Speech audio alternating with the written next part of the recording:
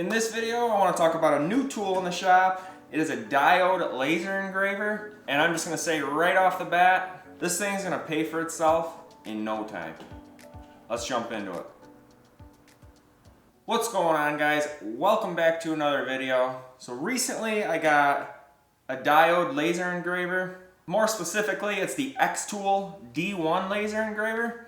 I've been debating on a laser engraver for a long time, and when I got an order for a customized hope chest for a customer, I started doing a lot of research on which one to get. I wanted something that wouldn't break the bank, but was capable of doing everything I needed it to do. I ultimately decided on the xTool D1 laser engraver. It's made by MakeBlock, and I decided on it for a number of reasons. One reason is every single video I watched on diode laser engravers, an ad came up for this specific model. So Google advertising definitely did its job there. Now the xTool D1 does come in two options. There's a 5-watt laser as well as a 10-watt, and it's worth noting that I am using the 10-watt laser engraver. I will link this specific model below on Amazon as well as the manufacturer's website. Upon receiving it, I immediately opened it up and was very satisfied at how perfectly packaged it was. This thing could have been thrown out of a FedEx truck going 60 miles an hour, and I would have no doubt that it would have survived that. It was packaged beautifully. Everything had its place. It was in these customized foam inserts and was just packaged awesome. Assembly took me probably about an hour from the time I opened the package to when I was making my first engraving. I just followed the YouTube video that I believe this company actually put out for installing it and putting it together, and it was pretty self-explanatory. It was pretty easy to do. And if you've watched other reviews on this specific model, I'm sure you've heard about the build quality. It was mentioned a bunch of times on all the reviews I watched through my research, and the build quality definitely held up to the hype from what I've heard of the other reviewers. I tend to always over tighten things when I'm putting them together, and the tiny bolts that took little hex keys, as well as being made in China, they always seem to strip out. But that simply was not the case. It went together flawlessly, and even in my over tightening habits, I didn't strip one single bolt out. So that was definitely a plus. Now the first thing I engraved with this was I bought some 1/2-inch basswood plywood. It's a super soft wood, but it's really versatile for an engraver like this because it can be cut, it can be engraved. And I recently put a few of my products, my picture frames, cutting boards, down at a local store. So I wanted to test this out and make some price tags. What this was going to do was allow me to test out the engraving as well as the cutting of it. And since they were little price tags, I was going to test out how accurate the laser was as well. So as I expected, it engraved it no problem. Cut it out in one pass, no problem.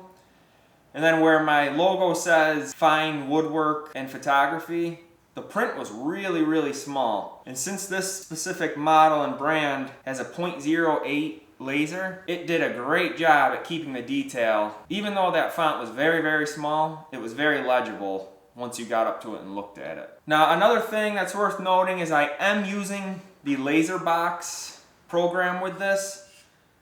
That is xTool's actual software from this company, but you can use Lightburn on this, which I have no experience with because I haven't used it yet, but I guess it's a more advanced program and has a lot more options than what I'm using through the laser box. But from what I've done with the laser box basic, it's worked out for me.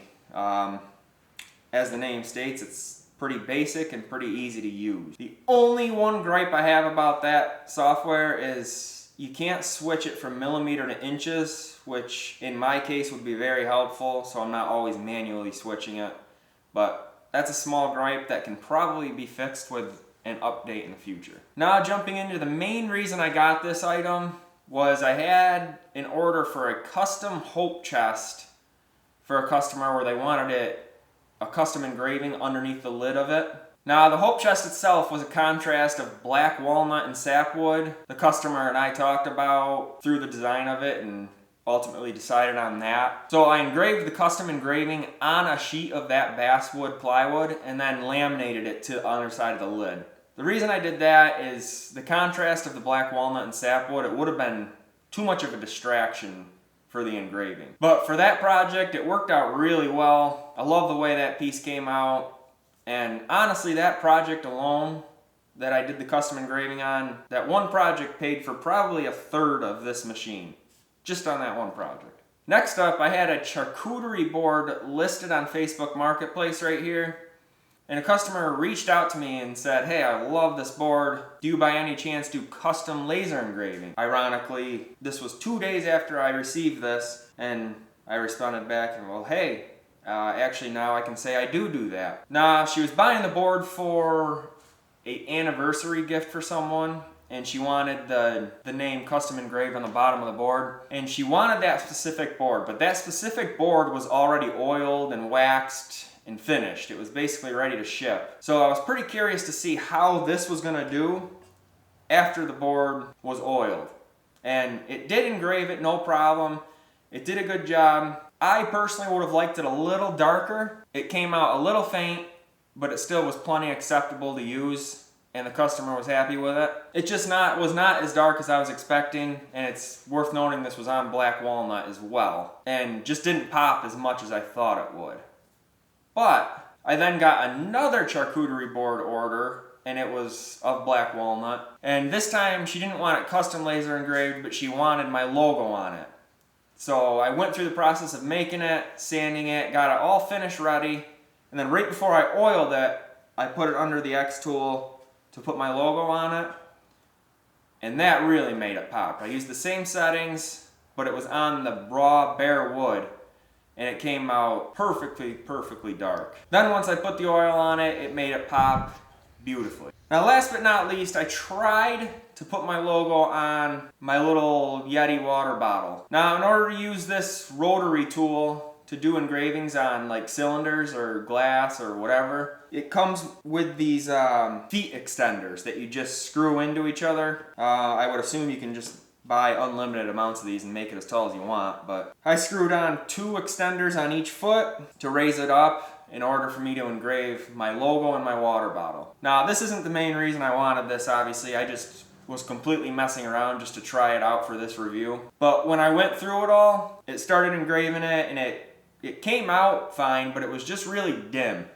This could be the kind of metal I was using, because I have seen other videos of people do like water bottles and tumblers like this, and the engraving came out beautifully. So more than likely, because it's so dim, it was user error on my part. And like I said, this was just me completely messing around, but it's definitely nice to have that option to engrave round objects. Now my final thoughts and a few tips on what I've learned through using this thing. And then at the end, how long I think this thing's gonna take to pay for itself. As far as my final thoughts, this thing's awesome. I mean, the possibilities are endless with it. I've done a bunch of other things I didn't really talk about in this video. For instance, I made this sign for my son in his bedroom, and you could literally set this thing up to batch these out, no problem, one after another, and you could sell them on Facebook Marketplace, no problem. What I'll mainly be using it for is just putting my logo on my larger finished pieces of furniture. I usually like to make this little badge thing like I did in my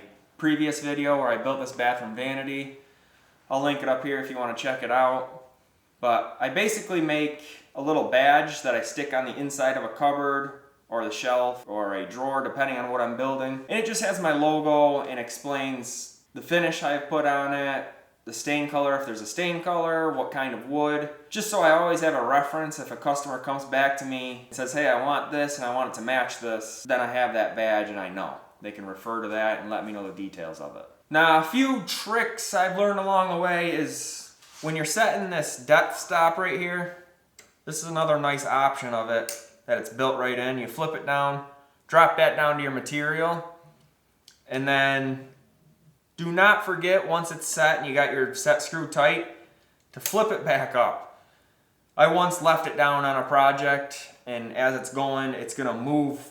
It's touching that piece of wood you're engraving, and it's gonna move it and mess with it, and it messed up my whole project. So just make sure that's flipped up. I've done that a couple times, just careless mistake. Another thing is, if you're going pretty close to this side, This wire right here is kind of just free flowing because it needs to be able to flex back and forth. And it does a pretty good job if you train it kind of to go out this way.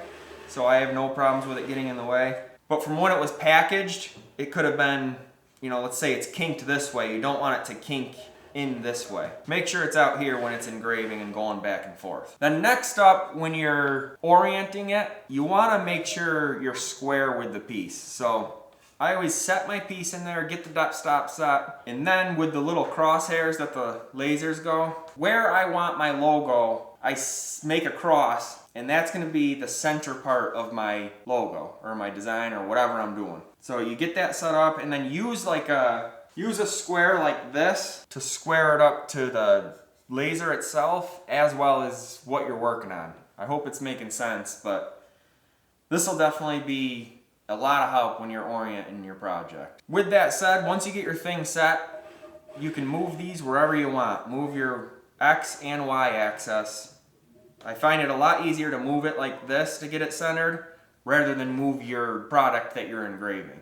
So that's just a few things I've learned and just a few tips I'd like to share with you if you decide to go with this option or have it. Another thing is, now that I got these extended feet on, I leave them on.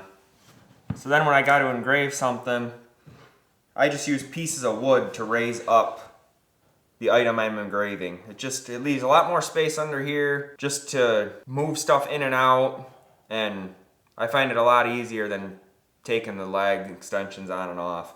Now, as far as how quickly I think this thing will pay for itself, extremely quickly. Like I said, I've done 3 projects with this where I've gotten paid for, and that's without me even advertising. That's just from people reaching out, wondering if I do engraving, and giving me the ability to say, yes, I do custom engraving. If I started advertising that I can do it, especially like I said with wedding season coming up and everything, the orders will probably flock in and it'll pay for itself extremely quickly. Like I said, my main thing is larger pieces of furniture and items like that, but having the ability to do personalized items that you can charge a premium for will definitely keep the shop going and functioning. So if you're looking for a laser engraver, definitely be sure to check this one out. If you enjoyed the video, please hit that thumbs up button, subscribe if you'd like, and I'll catch you in the next video. Bye guys.